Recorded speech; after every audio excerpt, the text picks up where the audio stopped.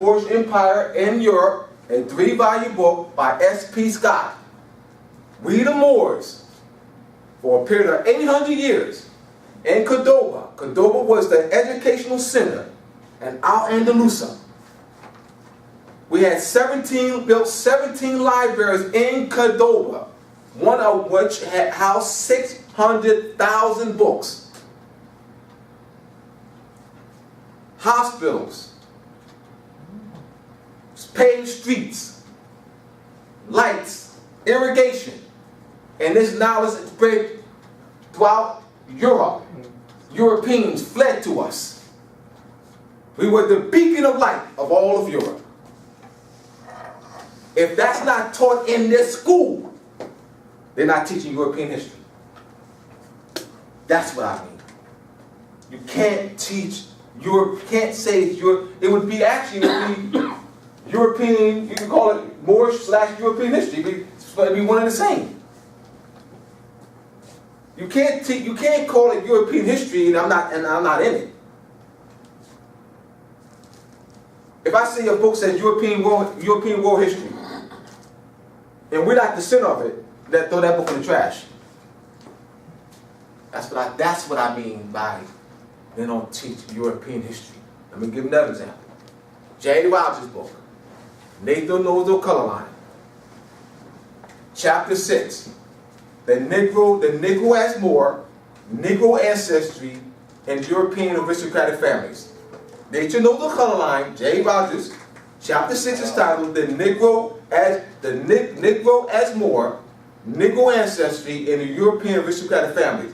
J. Rogers shows pictures of coat of arms and shields of Moors, dark olive Moors, and a crest. It has names that are derived, family names that are derived from Moor.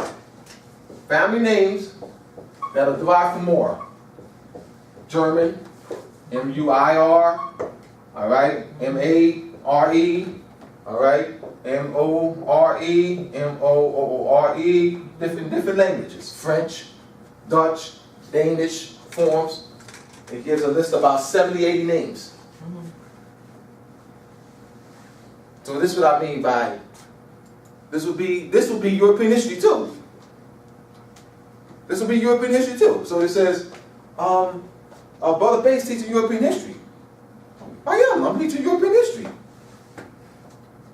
J. Rogers taught European history. No, he didn't. Yes, he did. Because that's European history. They really give a misrepresentation of European history. Because it's one. It's one. What they did was just they cut you out as if you never existed. And you just lived in jungles. Swinging on trees. Unless you had no civilization. You were cut out. That they built the universities. They didn't build no universities, you built those universities. You're the beacon of light of all the world. The Europeans are standing on your backs. This school was standing on your back. Talk about the knowledge, civil liberal arts, mathematics, medicine. They're standing on your back. They're standing on your back in your accomplishments. And you're not getting credit. So they don't teach European history either in this school. They would have to teach the truth. That's European history. Charlotte Sophia. Charlotte, North Carolina, named after who? King George's consort, who was Princess Sophia of Germany. It looked like Yaya's complexion. Yaya's complexion. That was his consort. Let's talk here. We're talking about European history now. We're talking about European history. Yes. No. Europa, was that a... Yes. That's subject of Queen Europa. Yeah. She was a Moorish queen. Phoenician. Yeah, Phoenician. Mm-hmm. So European history is not even taught in the school. Another book. I can list the books. I'm saying something. I can back up what I'm saying. Ancient and Modern Britain. Yeah, Ancient and Modern Britain. Got it. Ancient and Modern Britain, volumes 1 and 2, by David McRitchie. The progenitors of the Scottish and Irish clans are us. Those are your Celts. The Celts, with the different patterns, represents the various clans. So you can determine, you can tell a clan, what clan it is by the pattern of the Celt. Scot means dark. The word, the etymology of the word Scot means dark. Dublin, D-U-B-H, Dublin, Ireland, means dark. Dublin means dark. Scot means dark. We are progenitors of the Irish and Scottish clans. We're the mothers and fathers. Is that taught here? We're talking European history now. We're talking European history. Yes. The O in their name, what, do you know what that means? Oh, son of. O'Reilly, the MC, son of. It's called a patronym. M-A-C, MC, V-O-N, Von, V-A-N, Von Danish, Dutch, means son of. The patronym. Oh, sir. All right, would be O'Reilly, would be son of Raleigh. Now, The no, old sir. Oh, sir. Oh, sir. Yeah, like, sir, I mean, the Title? Sir is a title of nobility. Sir is a title of nobility. Then they said, Everybody's not a sir. now, oh, sir, was that? I'm not familiar with old sir. So you give me how do you spell it? No, I've just seen it written in the book Ancient and Modern Brits. They would say, "Oh, sir," and Well, that would be this is Irish then. yeah. We son of. And so they were saying basically that the O in the name was short Right for "Oh, sir," which would also be short for Osiris. Or it could be that, but if you talk about this like O'Neill, I got you. O'Neill, all right. That'd be that son of Neil, all right. But also, I'm not. That's something I have to do further research. And on. in Ancient and Modern Brits. All right, ancient modern Britain. You can give that reference. All right. All right.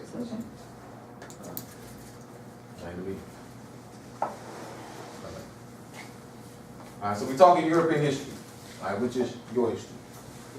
Two. It's not separate. I'm just showing, making a point that European history is not taught here in the school. That's all. There's another book called the Medieval India under Mohammedan rule, 700 to 1400. All right, let me explain. The question is, how did the Chinese that you see, because all the Chinese don't look like the ones you see in Chinese restaurants, so are you aware of that? All the Chinese in China do not look like the ones you see in Chinese restaurants. Are you aware of that? Yes. Are you aware that all the people who live in China, and I talk about the visitors, do not look like the ones you see in Chinese restaurants? All of them don't. The ones that they're in the villages, that look like the people in this room, they keep in the villages, you don't see them on TV, all right? So they give that appearance, all right? The ones you see are coming over here, the ones that look like what you see in Chinese restaurants. So they want to give you that false concept that everybody in China looks like that. That's a false concept. True. African presence in early Asia, or Nokuwashi. All right? Vietnam, Japan. Now the question is, Abdullah, how did they get lightened up? I can answer that. We had worldwide a slave trade where European women, particularly the blonde hair, blue eyes, were traded on auction blocks. Myself, I'm a wealthy Moor. I would have 400 or 500 European women in my harems, and I was getting it on. I'm getting it on. This is worldwide. This practice went on for centuries, family. Centuries. China, India, Indonesia, Hong Kong, keep naming it. This throughout Europe. This practice went on for centuries. That's how they got lightened up. Because we was bumping them. Bumping the European women. That's how they got lightened up. That's not the ancient people of China look like the people in this room. The ancient people of Japan, Indonesia, Vietnam, Mexico, keep naming them. They're giving you a misconception.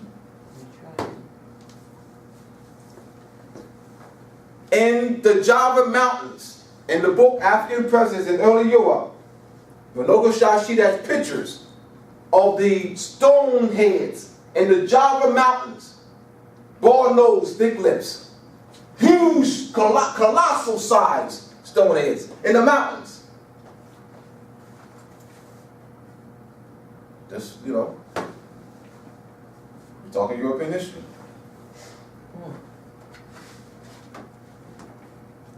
They are children. So the concept of race, there's the Leakey, Professor Leakey, the Leakey husband and wife, the Leakeys. It was his wife too. She was also part of the team. They found a skeletal remain where they did the carbon dating back to about 3 million years old. They marked the date about 3 million years old. This was in the Time magazine in the early 1990s. And according to their research, that everyone's living today, mitochondria can be traced back to Lucy. Now the question is why they call the skeletal remain Lucy. The word Lucy means light. Okay. Right. So this different race, that's a false paradigm. The different race, the paradigm is false. Yes. It's a false paradigm. Explain how they got lightened up. We had European, this was common. When I would come in to the auction block, and this would be like 400 or 500, maybe more, big field. You know, buying y'all, buying Europeans. That was common. We talk Europeans, this is common. Then William Davis, professor of Ohio State University, professor of history of Ohio State University, William Davis states that European slavery does not fit the theme of European world conquest and colonization, which is key to European scholarship. Which is key to the central key to European scholarship. Once again, William Davis, professor of Ohio State University of History, states that European slavery does not fit the theme of European world conquest and colonization, which is central to European scholarship. So they're teaching in the school, and other schools like this, that the Moors had Europeans in slavery and bondage. It doesn't fit the European world domination and colonization theme. Doesn't fit. They can't have you see that you were a position of power. When we talk about, or you have these African scholars talk about slavery and our relationship to the Europeans, it's always their master, we're subjects. They're holding us down. They have us in chains. They're whipping us. Keep in mind, family, what this does to our psyche. This does to your psyche now. The psyche is damaged already. So when you see a European, you're not going to bow down physically. You know that. You're not going to bow down physically. It's a mental bow down. It's a mental, because when you see yourself, when you see your people and European, they're either whipping you, hosing you, have you in chains. It's that. It's never where you are interchanging with them with treaties, where they're paying you tributes. When you have them in chains, it's never that. It's never that. It's never where you are insubordinate in a position of supremacy. That creates a mental damage. they're not just, come on fam, they're not just doing it to be doing it now. This is the purpose of this. They got think tanks. They want to create this mental damage, this mental subjugation. That they're master and you're subject. Because you never see yourself or read about yourself in rulership in relationship to them. Europeans, England, France, the Netherlands, during the 16 and 1700s, would have paid annual tributes to the Moors. We control our Andalusia for 800 years.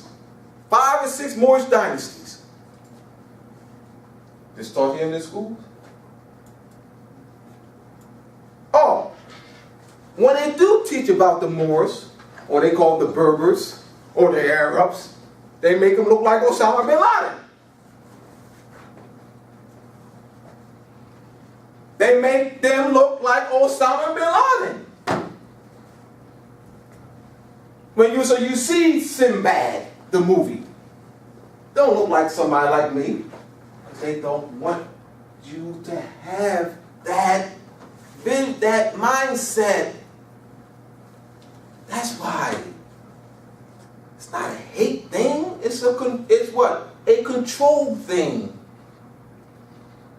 They can't afford to have you think positively about yourself that you had once was ruling. They can't even, because, why? Because you would have the desire to get back to that. You would have a desire, oh shucks, we was ruling one day? Oh shucks. But also since you say that you're a slave, which is no Slavic, you're not going to have a desire for that.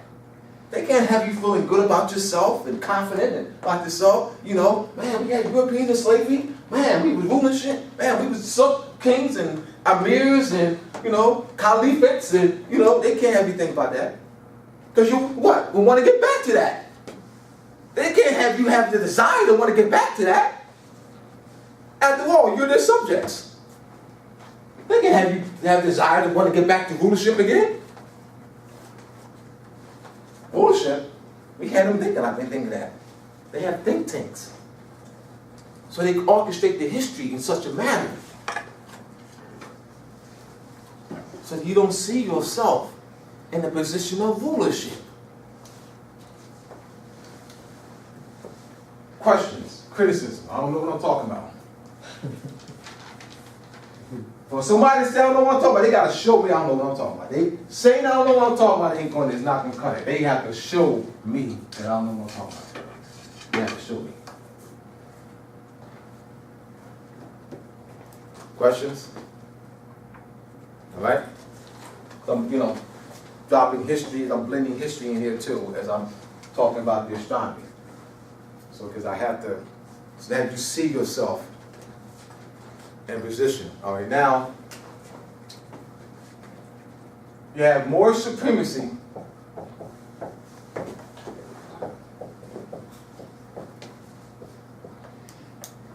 Moorish supremacy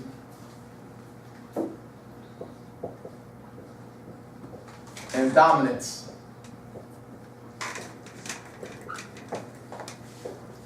And mercantile, trade, seafaring, and commerce during, here we go, the what? Here we go, 1500s. What time period is this supposed to be? The so-called slave time period? Oh, they can't have you think about this. They can't have you see yourself that you were doing this during that time period. They can't have you see yourself that you were seizing European ships during this time period because they want you to think that you came on ships somewhere. All right? So they can't have you thinking that you had this supremacy and dominance and trade and mercantile and commerce. No way. After all, the Portuguese and the Spanish and the Dutch and the French and the Dutch and the English transported 10 million of us from the continent of Africa to the Americas. Lie. lie, lie, lie, lie. They don't want you to know and supremacy. Now let's talk this. That time period, the history of the Moorish Empire in Europe. The history of the Moorish Empire in Europe. So our power and our influence, extended, reached all throughout Europe. All throughout Europe. And Cordova, the restaurant Cordova, that's Arabic, Latinized,